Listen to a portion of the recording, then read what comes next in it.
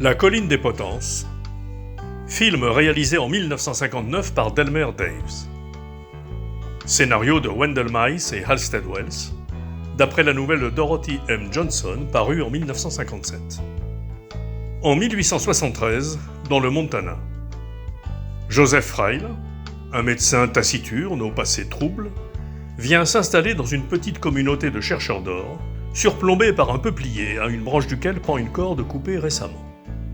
À peine installé, il sauve de ses poursuivants Roger et Ron, un jeune voleur de pépites, qu'il soigne de sa blessure et qu'il contraint, par un chantage, à se mettre à son service pour un temps indéterminé.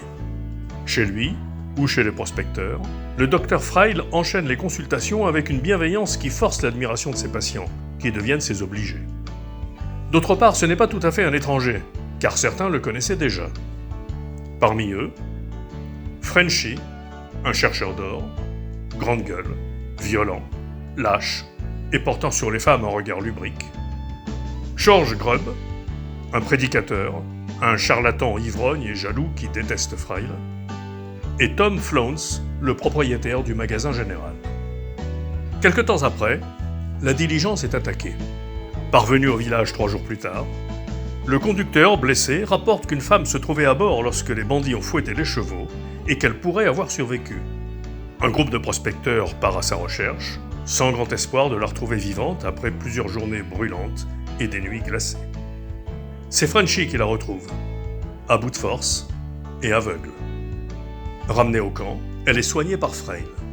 Une fois guérie et ayant recouvré la vue, Elizabeth ne cache pas sa reconnaissance et ses sentiments envers son sauveur, mais ce dernier la repousse, lui conseillant même de retourner dans son pays natal, la Suisse.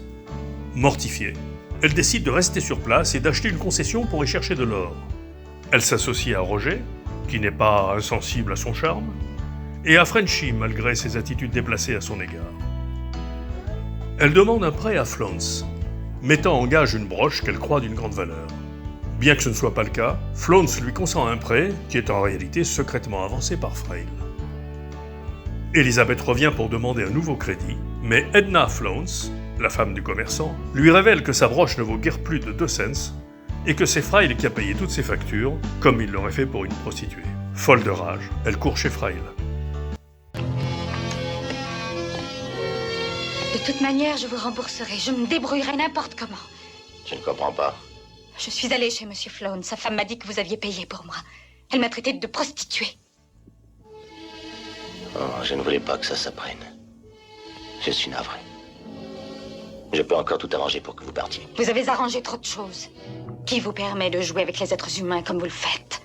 Votre façon de les attirer puis de les repousser quand ils sont trop près est cruelle et indigne de vous. Vous aimez les tortures? Pas du tout. Mais vous en faites. Vous torturez Roger, vous me torturez. Un jour peut-être vous serez payé le retour. J'ai été payé d'avance. Sur la concession d'Elizabeth, un jour de violent orage, un arbre est abattu par la foudre. Dans ses racines, les 3 associés découvrent des pépites par milliers. Frenchy, fou de joie, annonce la nouvelle à tous les prospecteurs, lesquels, déchaînés à l'idée de devenir riches, s'enivrent et mettent le feu à tout le campement. Frail se précipite alors chez lui et surprend Frenchy tentant de violer Elizabeth. Il le tue. Rendus furieux par l'ivresse et l'excitation collective, les prospecteurs, qui n'ont jamais aimé ce médecin hautain et misanthrope, veulent le pendre. Elizabeth et Roger offrent tout leur or et leurs concessions en échange de la vie de Frail.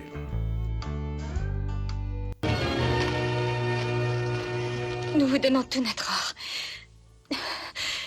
Nous vous donnons tout ce que nous possédons. Roger est mon associé. Il est d'accord. Prenez notre or. Vous en avez vu chez Flown, ce magasin.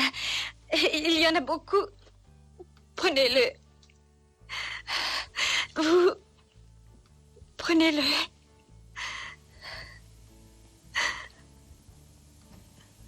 Si vous voulez, on va vous abandonner la mine. Tenez. Vous savez ce que ça représente? Prenez-la. Prenez-la. Roger. Vous savez, elle essaie de sauver cet homme. Si elle tient tant à lui, qu'elle le garde.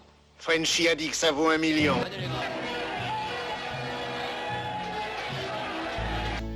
Sous l'arbre des pendus, Frail, qui vient d'échapper à la mort, reprend confiance en la nature humaine, en l'amitié et en l'amour.